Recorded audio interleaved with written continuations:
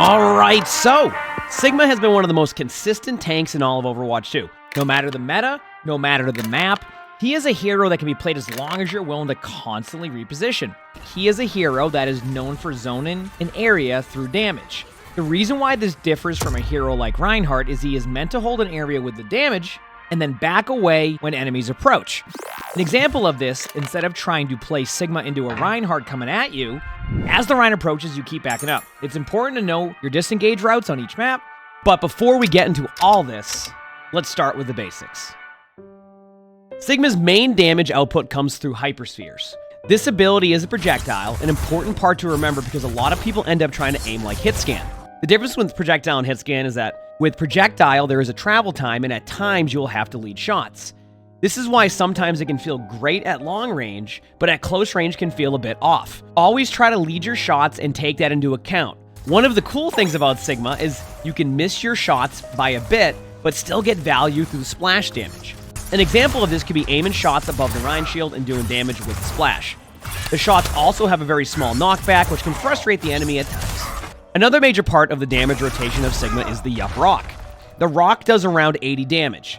This number can always change through patches. It also has a splash damage while missing, which can do damage to both to you and the enemy and can also stun. A Cassidy is High Noonan? Yup Rock. A Sigma is trying to tank diff you? Yup Rock. A Reinhardt is charging at you to gap close? Yup Rock. The Rock becomes an important part of your kit not only for playmaking, but increasing the survivability on Sigma. The better you get with the Yup Rock, the better you will get at Sigma. So we'll talk about Kinetic Grasp. This ability is an awesome part of Sigma's kit and also has some really cool concepts to it.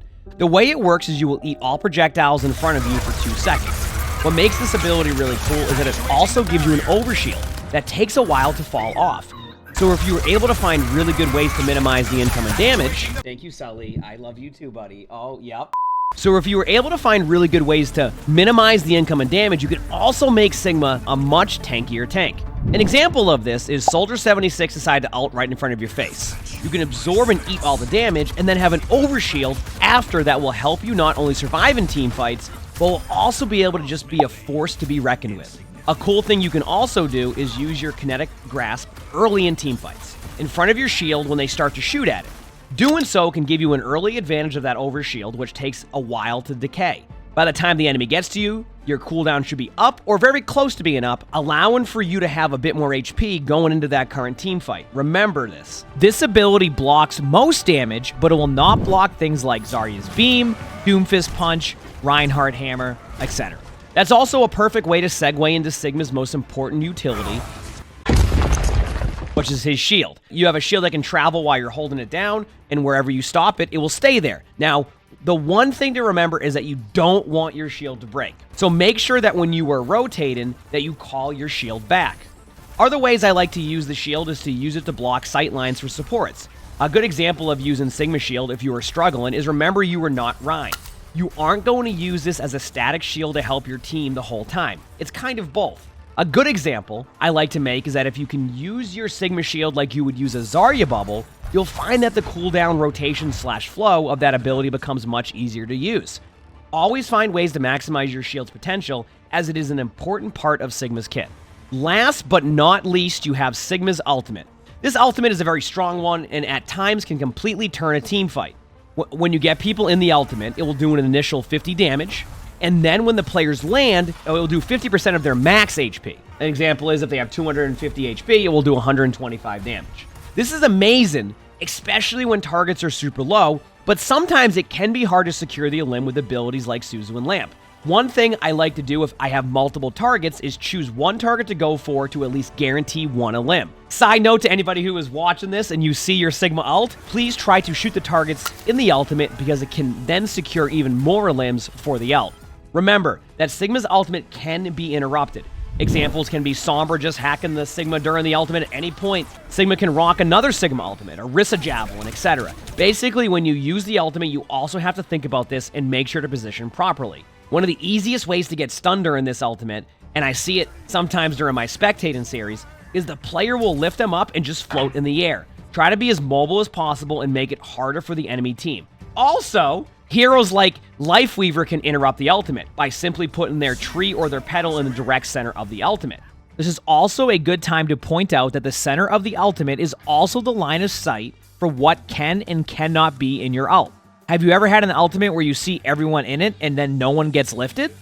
This is because the direct center may be behind a wall, so even though the outside of the center shows it is on an enemy, it doesn't mean they were in line of sight, resulting in a missed ultimate. Keep in mind the ultimate also has a bit of a snap effect, so if you're ever, let's say, near a pole, it may snap to that and cause a missed ultimate. Just try to be careful in these situations, but keep in mind, even in top 500, I see this happen all the time.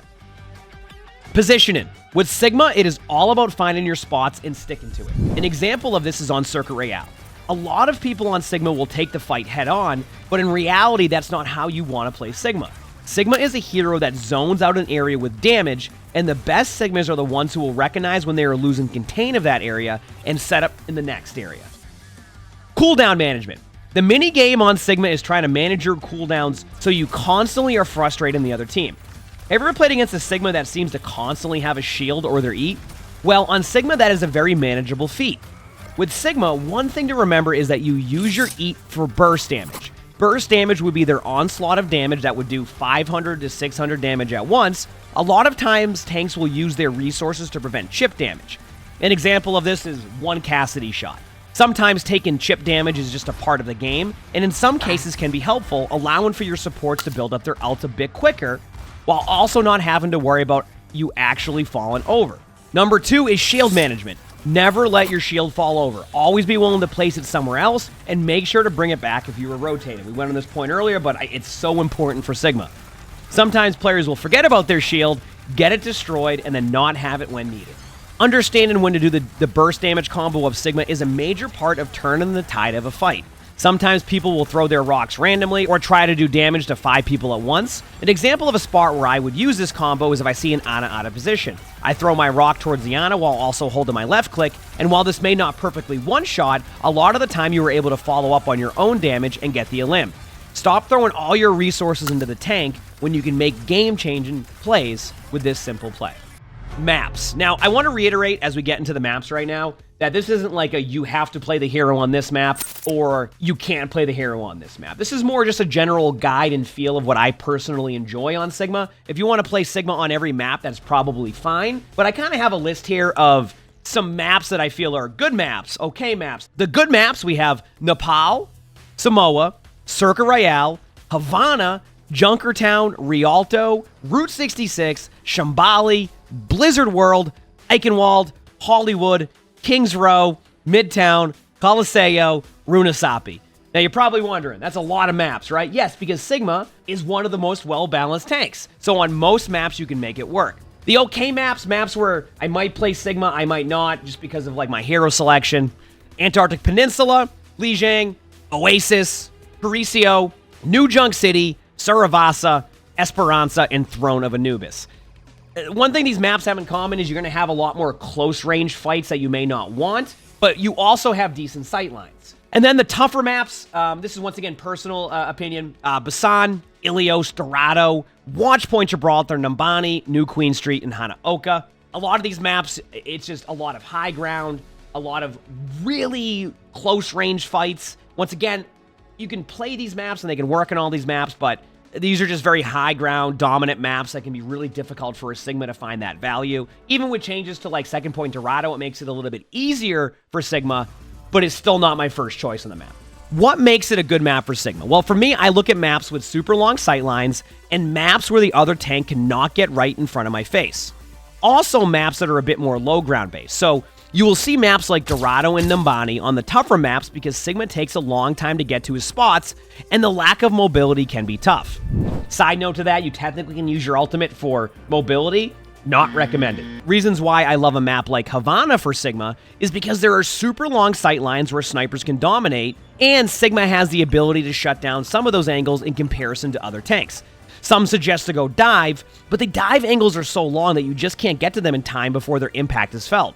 So Sigma allows not only for you to play distance, you also have the ability to do a ton of damage to their front line. Now, obviously, this is more of a suggestion. It doesn't mean these maps can't be played with Sigma. It just takes a little bit more time to get set up. Best/worst tank matchups. I did this previously in a Diva video, and people seem to love it. I'm going to break this up into different categories. While writing this guide, I also came to the realization that Sigma is a hero that doesn't hard counter a lot of heroes, nor is countered by a lot of heroes, which puts Sigma into this unique spot where you can play against many comps. While some will be more difficult, a lot can just come to outplaying, especially in a rank setting where the teamwork wouldn't be as good in, let's say, a pro match. We're going to start with D.Va. D.Va is a matchup that you wouldn't quite think would be a good matchup, but here is why. Think about it from the point of view if you're playing D.Va. D.Va has a shield to deal with, your EAT to deal with, and can be CC'd/interrupted with a rock that is easier to hit. This matchup plays perfectly into Sigma, and personally, if I'm on D.Va, it's not a matchup I look for. As Sigma, the best thing you can do is save rock for whenever D.Va decides to fly towards you or your teammates, as well as just saving it on a good defense matrix timing. An example would be a D.Va is trying to protect a support out of position. Rock and the D.Va will disrupt that gameplay loop and allow for follow-up from you or your team. If you keep this rotation going, as well as some well-placed shields, a D.Va will not enjoy playing against you. The Sigma vs. Sigma matchup is one that can be very fun, but requires a bit of patience on finding the right opportunity. You want to save your rock for the other Sigma when they use their EAT. One of the reasons for this is to prevent Sigma from getting an overshield advantage. Speaking of overshield, this is a way to also play against Sigma. Finding ways to use your EAT and not get rocked by the Sigma can allow for you to play a bit more aggressive, as you will have the benefit from the extra HP. Going against Sigma, if you rock their EAT, it will prevent them from having that advantage. Make sure to constantly manage your shield correctly too, as in this matchup, the first Sigma to lose shield will run into a decision where you may have to use your EAT more defensively. So make the other tank have to really grind that shield down.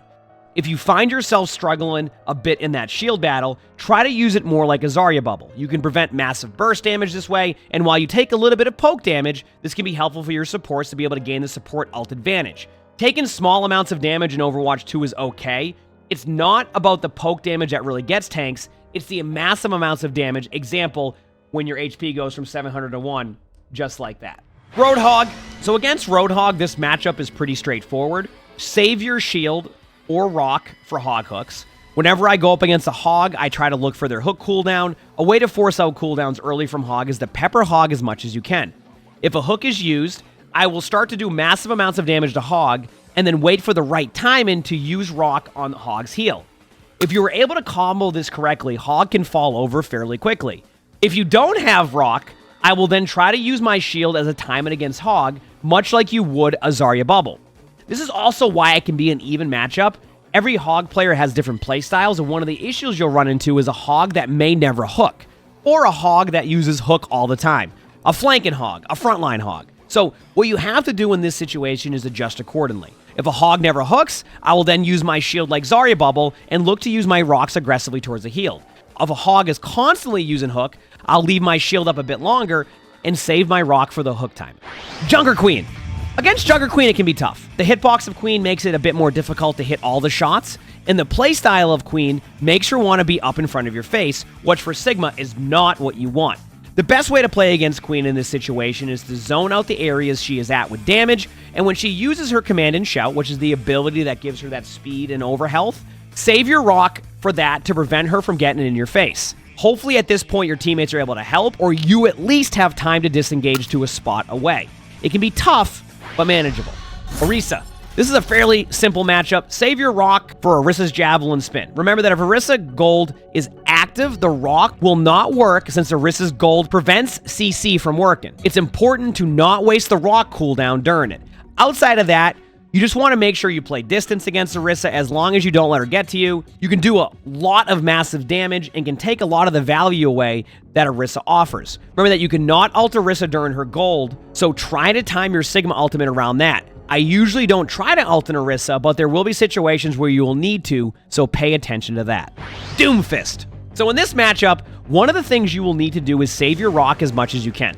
Sometimes it can be tough having to wait on that cooldown, but against Doom, it is the one ability that can shift the gameplay loop of Doom. Doom wants to get a charge punch. It's part of what you will see with a lot of Doomfists. How does Doom get his punch?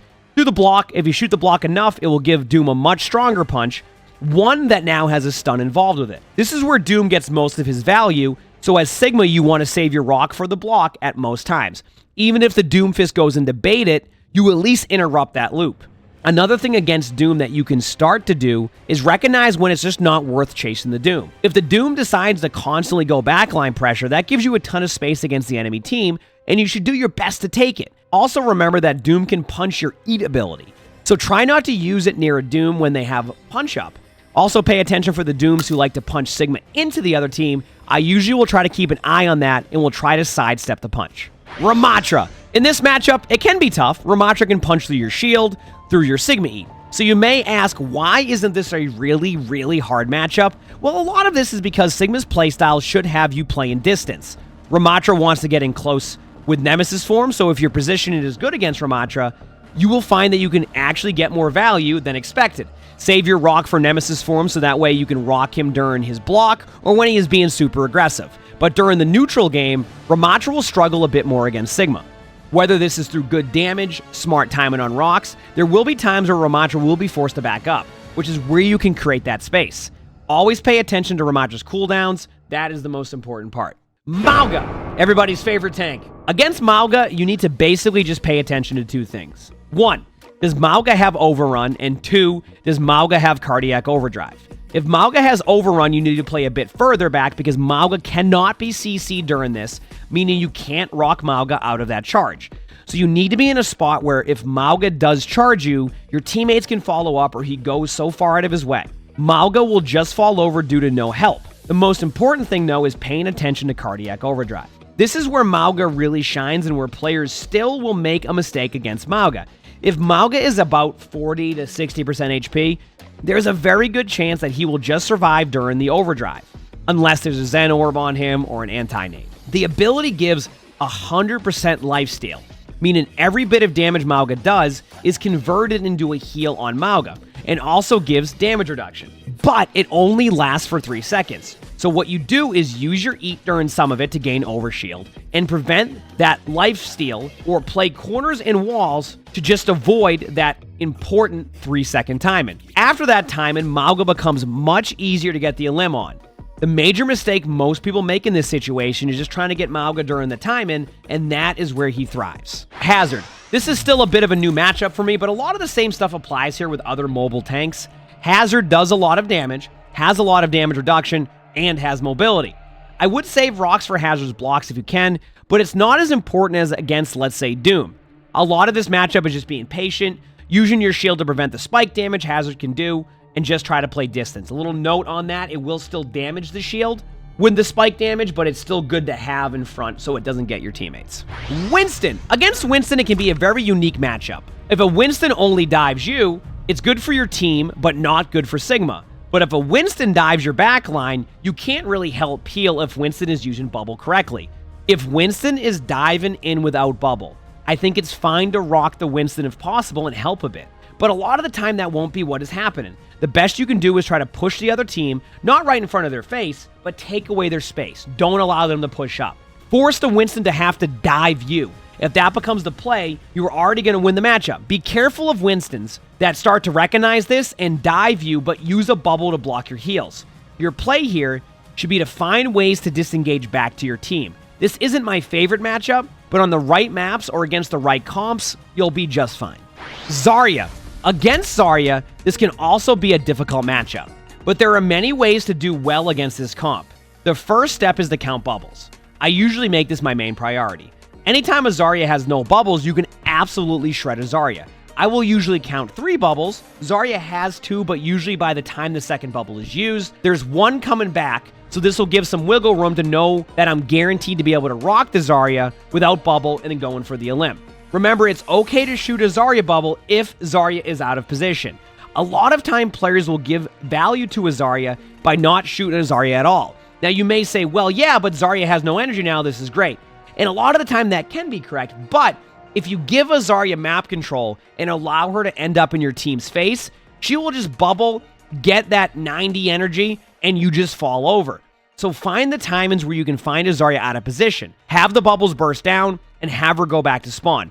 Remember, a Zarya with 100 energy won't end up mattering if she goes back to spawn immediately. Also try to do your best to never use your eat in front of Zarya. Her beam does go through it. Her right clicks do not. And just a little bit of a note, you can use your shield to try to block grav time-ins, as well as you can also eat the grav. It's not the easiest, but there is playmaking ability there. Oh, what the? Dude, this is the... What did I do to this range? Wrecking Ball.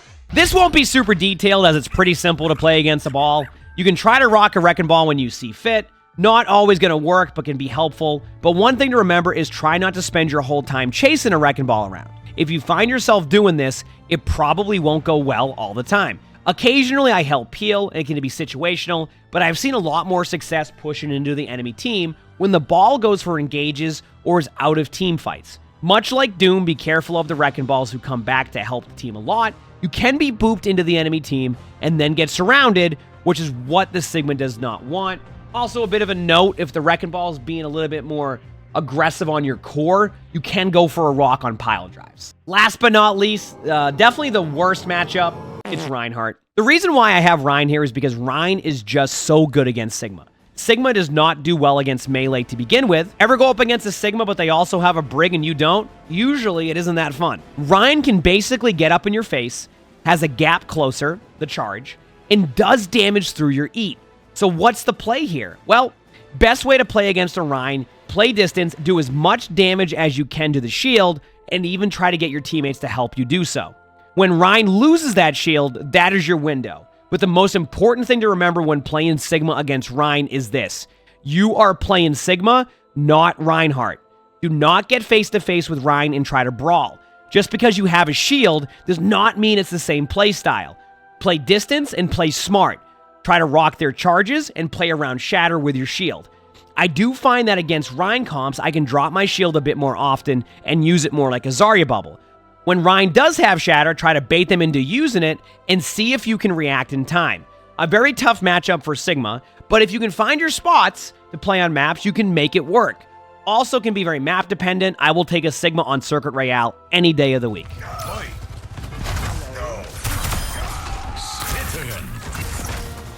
So first off, we have the minor perks. Kinetic Cycle. Absorbing projectiles with Kinetic Grasp also reduces Accretion's cooldown. This perk can be good against heroes like Mauga or Orisa. These are tanks that are constantly firing damage and will be able to feed you the ability to hit more Yup rocks. I find myself not going for this perk as much as Massive Impact because sometimes on Sigma you won't be constantly rotating your eat. It doesn't mean it's a bad perk, it's just that you can't always bank on eating damage to get that cooldown on your rock much lower. Massive Impact. Accretion's knockdown duration increases to up to 3 seconds based on travel distance. To summarize, the further your rock goes, the longer the stun will be. For minor perks, this is my go-to. It's not hero-reliant like Kinetic Cycle, where you have to go up against very spam-heavy comps in order to even remotely feel the impact. Next up, we have major perks. Hyper Strike. Every 5 direct hits with Hyperspheres, your next successful quick melee levitates and knocks away enemies. This perk is very strong against the right heroes and opens the door for Sigma to be better against some of his weaknesses.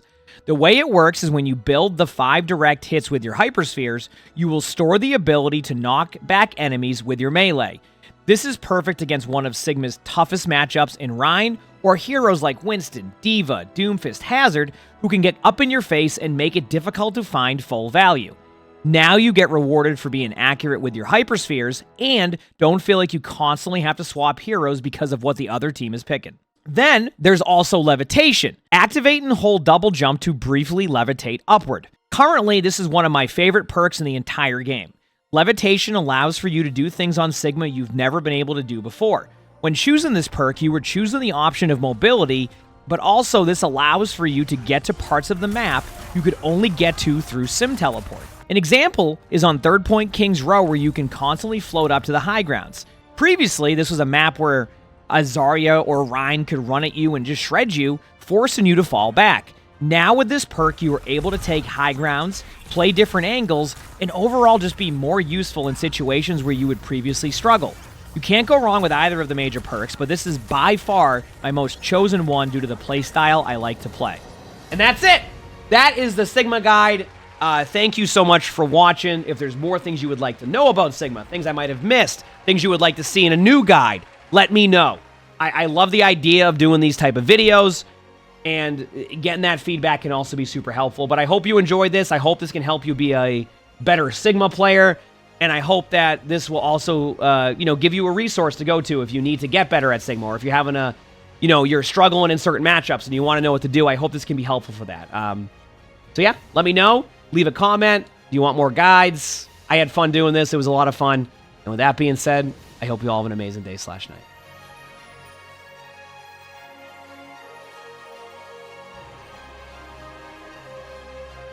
Sigma guide still, it's last I heard, it's almost done. So, couple years.